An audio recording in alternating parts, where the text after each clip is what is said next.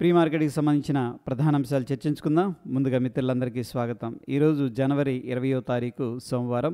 ఎటువంటి ఎక్స్పైరీలు లేవు. ముందుగా ఏడీఆర్ సెంటిమెంట్ ఎలా ఉందనేది ఒకసారి చూద్దాం. ఐసిఐసిఐ బ్యాంక్ టాప్ లూజర్గా క్లోజ్ అవగా విప్రో టాప్ గెయినర్గా క్లోజ్ అయింది. మొత్తం మీద ఏడీఆర్స్ నుంచి కొద్దిగా ఆ మిక్స్డ్ కాంటెక్స్ట్ అనేది కనిపిస్తూ ఉంది. ఇక ఇండియన్ ఇండిసెస్ ఎలా పర్ఫామ్ చేసినాయి అనేది మనం తీసుకున్నట్టయితే నిఫ్టీ ఐటీ టాప్ లూజర్గా పర్ఫామ్ చేసిందని చెప్పేసి చెప్పుకోవచ్చు. టాప్ గెయినర్స్లో రియాలిటీ ఎనర్జీ ఇన్ఫ్రాస్ట్రక్చర్కి సంబంధించిన కొద్దిగా మొమెంటం అనేది అప్ సైడ్ కనిపిస్తూ ఉంది. అయితే ఫ్రెండ్స్, ఈరోజు ట్రంప్ గారి ఇనాగ్రేషన్ ఉంటుంది. అందుకని ఐటీ స్టాక్స్ కానీ ఫార్మా స్టాక్స్ కానీ వాలటైల్గా ఉండే అవకాశం ఉంది. గ్లోబల్గా మార్కెట్స్ ఎలా ఉన్నాయి అనేది మనం తీసుకున్నట్టయితే సౌత్ కొరియా టాప్ లూజర్ లిస్ట్లో ఉంది. యుఎస్ మార్కెట్స్ దానికి సంబంధించిన ఫీచర్స్ స్లైట్ బేరిష్గా ట్రేడ్ అవుతూ ఉన్నాయి.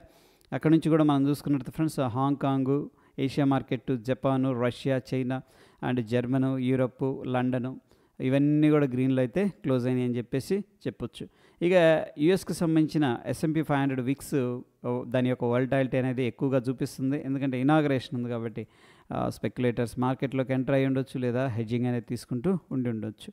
ఇక డౌ జోన్స్ ఇండస్ట్రియల్ యావరేజ్ సంబంధించిన స్టాక్స్ ఏ విధంగా క్లోజ్ అయినాయి అనేది మనం తీసుకున్నట్లయితే మెర్క్ అండ్ కో, ట్రావెలర్స్ అనేది టాప్ లూజర్స్ లిస్టులోకి వెళ్ళిపోయాయి. ఇంటెల్, అమెజాన్, గోల్డ్మెన్ సాక్స్ ఇవి సిగ్నిఫికెంట్గా రైజ్ అనేది జరిగినట్టు తెలుస్తుంది. మొత్తం మీద Dow Jones industrial average stocks అనేది చూసుకున్నట్లయితే ఆ బుల్లిష్ సెంటిమెంట్లో కనిపిస్తూ ఉన్నాయి. ఇక ఫ్రెండ్స్, ట్రంప్ గారి ఇనాగ్రేషన్ ఉంది. అయితే ఇమిగ్రెంట్స్ ఎవరైతే ఉన్నారో, అంటే ఇల్లీగల్గా యూఎస్లోకి ఎవరైతే వెళుతున్నారో వాళ్ళ మీద కఠినంగా ఆంక్షలు విధించే అవకాశం కనిపిస్తూ ఉంది.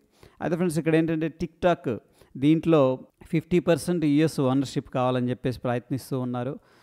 ఇక ఎకనామిక్ క్యాలెండర్ అనేది మనం తీసుకున్నట్టయితే నిన్నటి రోజున ఈవెంట్స్ ఏమి లేవు. ఈరోజు యుఎస్ హాలిడే ఉంది. మార్టిన్ లూథర్ కింగ్ గారి జేఆర్ డే సందర్భంగా ఇండియాకి సంబంధించిన ఎకనామిక్ క్యాలెండర్ అనేది మనం తీసుకున్నట్టయితే నిన్నటి రోజున కానీ ఈ రోజున కానీ ఎటువంటి ఈవెంట్స్ అయితే కనిపించట్లేదు. అయితే ఫ్రెండ్స్, ఇక రిజల్ట్స్ విషయానికి వచ్చేసరికి ఈరోజు 20వ తారీఖు MCX, L and T finance, Paytm, Supreme Industries, Dixon, IPL, Apollo, IRFC, Oberoi realty, Zomato అనేది రిలీజ్ చేస్తాయి. డెఫినెట్గా వీటిలో ఏంటంటే మనం నిన్న ఒక వీడియో అనేది చేసుకున్నాం ఐరన్ కాండోర్ గురించి. ఒకసారి చూడండి, నచ్చితే ఇటువంటి ట్రేడ్ ప్లాన్ అనేది కూడా మనం ప్లాన్ చేసుకోవచ్చు. ఇక కొన్ని స్టాక్స్ అయితే బ్యాన్ లిస్ట్లోకి వెళ్ళిపోయాయి. Canfin home, LTF, Manappuram, ABFRL, Kalyan jewellers, RBL bank, Angel One, Bandhan bank, Aarti industries, Hindu copper అనేది వీటిలో మనం ఫీచర్ అండ్ ఆప్షన్స్ ట్రేడ్ చేయకూడదు. PVR Inox, probably Punjab national bank కూడా బ్యాన్ లిస్టులకు వెళ్ళే అవకాశం అయితే కనిపిస్తూ ఉంది. అదేవిధంగా ఫీచర్ అండ్ ఆప్షన్స్లో కొన్ని స్టాక్స్లో లాంగ్ బిల్డప్ అనేది కనిపిస్తుంది. అవి చూస్తే లోధా, హుడ్కో, SJVN, national aluminium, SBI life అనేది ఉంది. అదేవిధంగా Siemens, IGL, PI industries, JSL, APL, Apollo short covering అనేది జరుగుతుంది. అదేవిధంగా policy bazaar, axis bank, VBL, supreme industries, విప్రోలో షార్ట్ బిల్డప్ అనేది జరుగుతూ ఉంది. ఇక ఇన్ఫోసిస్ లాంగ్ అన్వైండింగ్ అనేది జరుగుతుంది. అంటే ఎవరైతే లాంగ్ తీసుకున్నారో వాళ్ళు ఎగ్జిట్ అవుతున్నట్టు అర్థమవుతుంది. అయితే ఫ్రెండ్స్, మనం ఈ యొక్క చార్ట్ అనేది పరిశీలిస్తూ వస్తున్నాం. గత 4 రోజుల నుంచి కూడా ఇండెసిషన్ క్యాండిల్ ఫార్మేషన్ అయితే జరుగుతుంది. టోటల్గా ఇక్కడ ఏమి అడ్వైస్ చేస్తూ ఉందంటే based on the price and open interest ప్రకారం షార్ట్ బిల్డప్ అనేది జరుగుతున్నట్టు చూపిస్తూ ఉంది. ఇక టోటల్గా ఈ ఫీచర్ అండ్ ఆప్షన్స్లో ఉన్న స్టాక్స్ ఏ విధంగా ఉన్నాయి అనేది మనం తీసుకుంటే long side 53%, short side 31%, significant shorts 5%, significant long 10% అనేది ఉంది. మొత్తం మీద ఓవరాల్ ఇంటర్ప్రిటేషన్ అనేది మనం తీసుకున్నట్టయితే ఎక్కువగా లాంగ్ సైడ్ ప్లాన్ చేశారని చెప్పేసి అర్థమవుతుంది. నిఫ్టీ హీట్ మ్యాప్ అనేది మనం తీసుకున్నట్టయితే Reliance, Hindalco, BEL, BPCL, coal India, Tata consumers అనేది టాప్ గెయినర్స్ లిస్ట్లో ఉండగా Infosys, Shriram finance, Kotak bank, axis bank, Wipro top losers లిస్టులోకి వెళ్ళిపోవడం అనేది జరిగింది.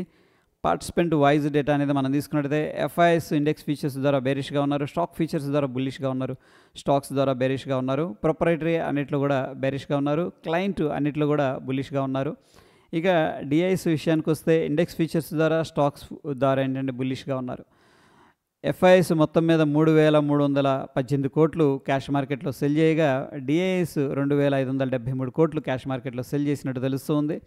ఎనీహౌ ఎఫ్ఐఎస్ అయితే కంటిన్యూస్గా సెల్లింగ్ చేస్తూ ఉన్నారు, డిఐఎస్ కంటిన్యూస్గా బాయ్ చేస్తూ సపోర్ట్ అయితే చేస్తూ ఉన్నారు. ఇంపార్టెంట్ సపోర్ట్ లెవెల్ విషయానికి వచ్చేసరికి ప్రస్తుతానికి 23,325 అనేది ఒక పివట్ పాయింట్, ఇంపార్టెంట్ రెసిస్టెన్స్ అని చెప్పేసి చెప్పుకోవచ్చు. సపోర్ట్ విషయానికి వచ్చేసరికి 23,072 అని చెప్పేసి చెప్పొచ్చు నిఫ్టీలో. సెన్సెక్స్ విషయానికి వచ్చేసరికి 77,085 అనేది ఇంపార్టెంట్ రెసిస్టెన్స్ లెవెల్, 76,194 అనేది ఇంపార్టెంట్ సపోర్ట్ అని చెప్పేసి చెప్పొచ్చు. బ్యాంక్ నిఫ్టీ విషయానికి వచ్చేసరికి 49,258 important resistance level, 48,237 important support అని చెప్పేసి చెప్పొచ్చు. ఇక ఫ్రెండ్స్ మనకి ఇండియా విక్స్ అయితే రైజ్ అయింది, 15 అబవ్ ట్రేడ్ అవుతుంది. డెఫినెట్గా ఏంటంటే మార్కెట్లో కొద్దిగా వాలటాలిటీ ఉండొచ్చు. And Dow Jones industrial average futures మనం చూసుకుంటే స్లైట్ నెగిటివ్గా అయితే ట్రేడ్ అవుతుంది. Anyhow friends last couple of days నుంచి కూడా Dow Jones industrial average futures significant rally అనేది కనబరిచింది. ఇక డాలర్ ఇండెక్స్ అనేది చూసుకున్నట్లయితే 45 డిగ్రీస్లో పైకి కంటిన్యూస్గా వెళుతూ ఉంది. మధ్యలో కొద్దిగా రిలీఫ్ అంటే ప్రాఫిట్ బుకింగ్ అనేది జరిగింది, కానీ అగైన్ మళ్ళీ స్ట్రాంగ్ అవుతుంది. నిఫ్టీ విషయానికి వస్తే మనకి చూడండి కన్సోలిడేషన్ ఎక్కువగా జరుగుతుంది. కోర్స్ బ్యాంక్ నిఫ్టీ కొద్దిగా అగ్రెసివ్గా డ్రాప్ అయింది, సెన్సెక్స్ కూడా కొద్దిగా డ్రాప్ అయింది. ఇక్కడంతా కూడా ఒక అక్యుములేషన్ లేదా డిస్ట్రిబ్యూషన్ అనేది జరుగుతూ ఉంది. ఎనీహౌ ఈ యొక్క హై అండ్ లో అనేది వెరీ ఇంపార్టెంట్ అని చెప్పేసి చెప్పుకోవచ్చు.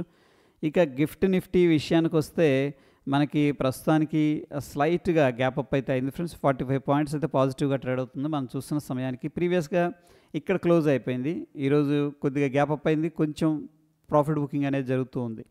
ఎనీహౌ స్లైట్ గ్యాప్ అప్ అయితే కనిపిస్తుంది. 23,282 దగ్గర గిఫ్ట్ నిఫ్టీ ఫ్యూచర్ అనేది ట్రేడ్ అవుతూ ఉంది ప్రస్తుతానికి.